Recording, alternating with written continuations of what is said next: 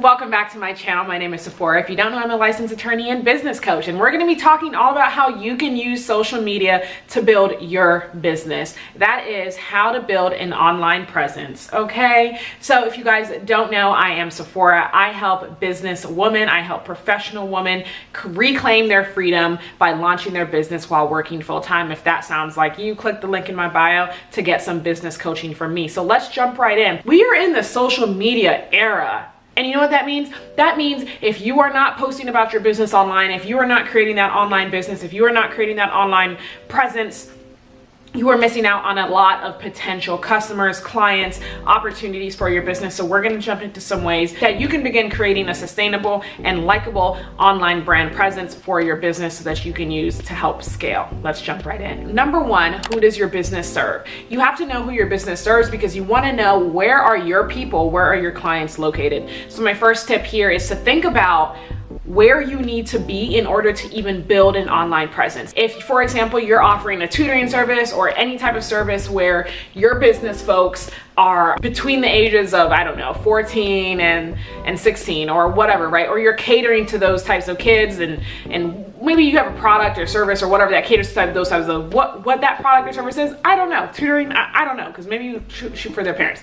The point is here, know where your audience lives. Gen Z, millennials, all of those types of people, right now, they are heavy on TikTok, okay? There was a study that I read recently that TikTok has more, TikTok in the past few years has gained close to the same number as Facebook and Instagram in just the 2 or 3 years that it's been in existence. Millions of users, right? And so TikTok, maybe the majority of your audience, the majority of that age group, they exist on TikTok. Contrary, maybe you're shooting for parents, maybe you're shooting for the older generation, right? Maybe they're on LinkedIn, maybe they're on Facebook. So you need to be on LinkedIn, you need to be on Facebook. If you are not posting where your clientele is located, you are never going to build that successful online presence because the people you are posting to, the people who are seeing your content, are not going to be finding it, okay? Now, is that to say that you can only post on those channels? Absolutely not. But you do want to be where your audience is located. You do want to find the bulk of them and post there. Once you found where your audience is located, what type of content are you actually posting, and is your content intriguing, right?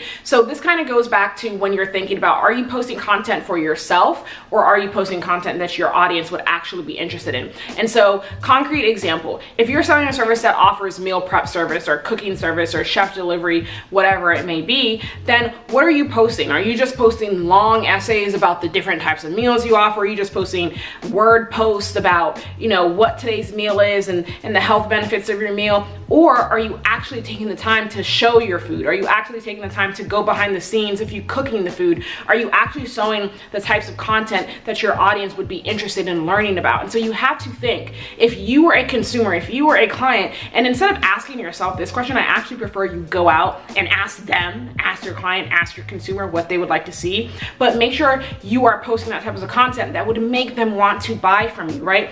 If you're a chef, you're posting the food, you're posting behind the scenes, you're doing videos on when you're actively cooking and talking about the benefits of the food. You're not posting long text posts and all these different types of things, right? And so when you're building up that online presence, you're thinking you have to establish yourself, or how can I establish myself as someone who knows what they are doing in this arena, as someone who has the credibility to speak about what they are speaking about in this arena, right?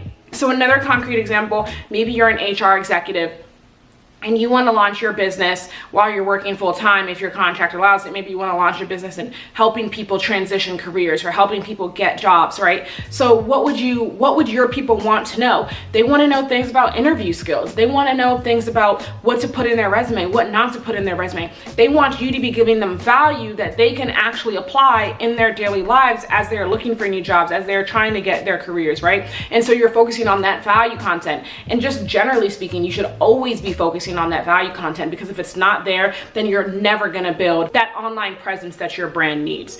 The next thing that I want to say when it comes to using social media to build up your brand and creating that brand presence is, Look at your appearance, okay? I know this may not be too popular for a lot of you, but I'm gonna say it anyway. If you are an HR executive and you are trying to sell your services to people who want to go into professional roles, right?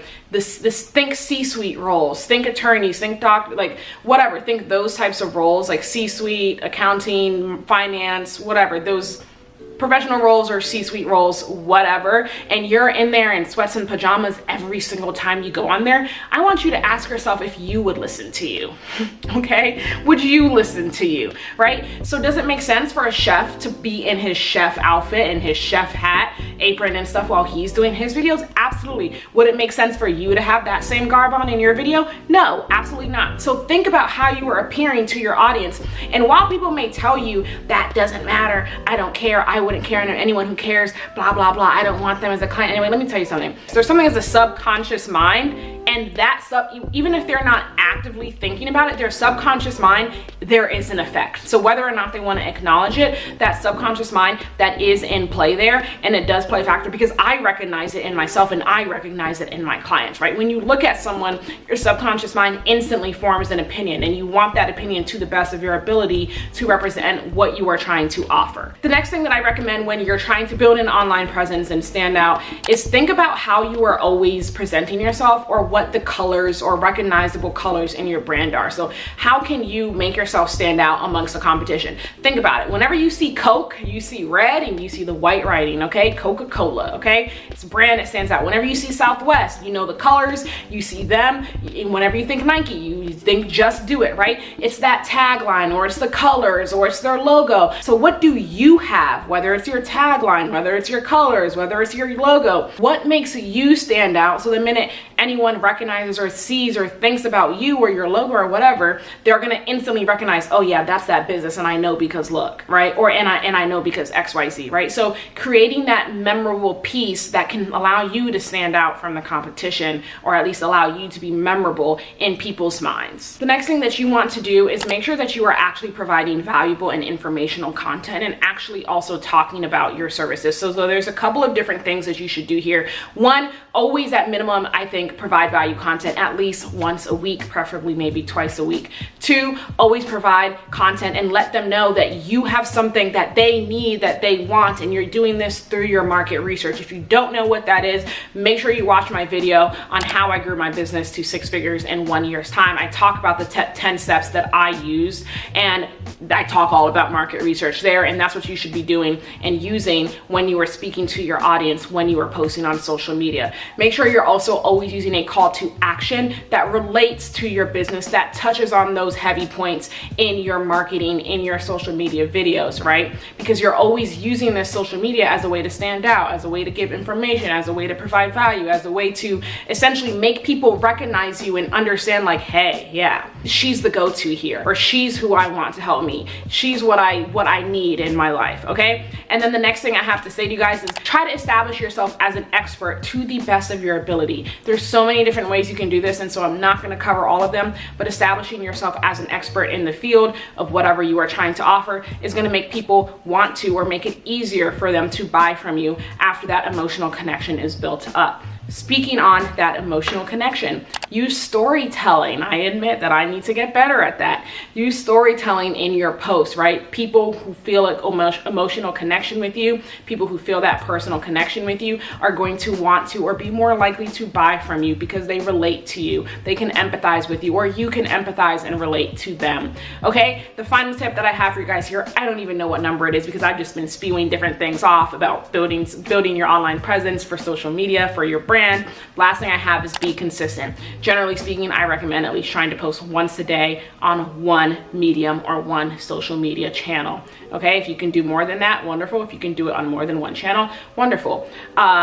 That is all I have for you guys. If you guys want more business and entrepreneurship tips, make sure you check out my business and entrepreneurship video. And if you guys want business coaching, click the link down in my bio to let me know. Give me a follow at Transformative Woman on Instagram, TikTok, and Facebook. And I will see you guys on my next video. Thanks so much for watching. Bye.